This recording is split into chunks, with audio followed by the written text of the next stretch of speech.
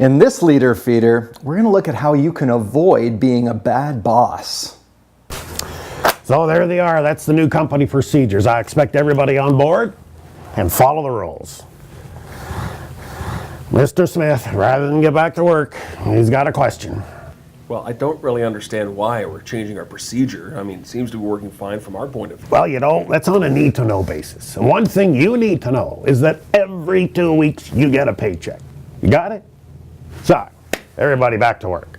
In the Frontline Leadership Training Program, we ask participants to think back over all the managers, supervisors that they've worked for and tell us what percentage of all those leaders were effective leaders.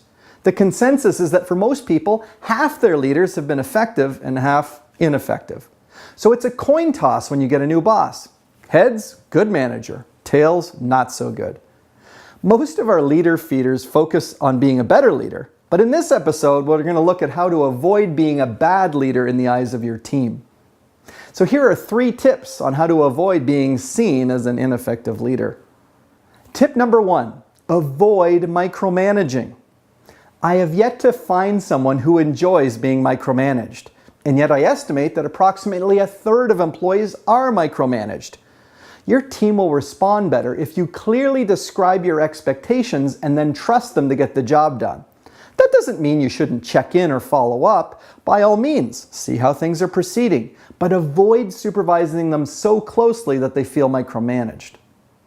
As the leader, if you feel that the work is not being completed to your expectations, provide coaching and feedback to help the team member improve in the future. Tip number 2, be more approachable and available.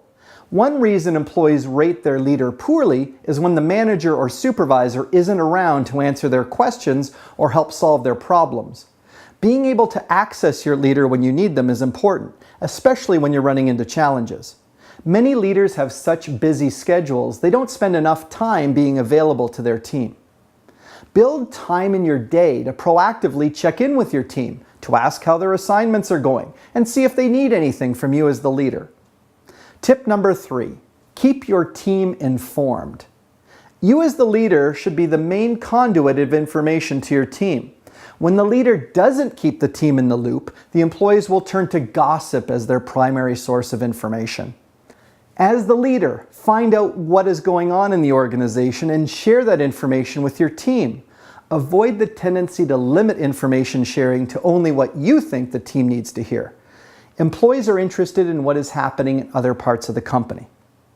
Doing these basic things can help you avoid being labeled as an ineffective leader in the eyes of your employees. Then you can focus your efforts on being even more effective in the future and reaching your full potential as a leader.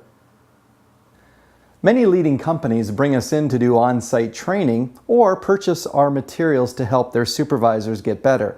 And you can join with other like-minded supervisors, managers, and team leaders on our Facebook community at Frontline Leadership.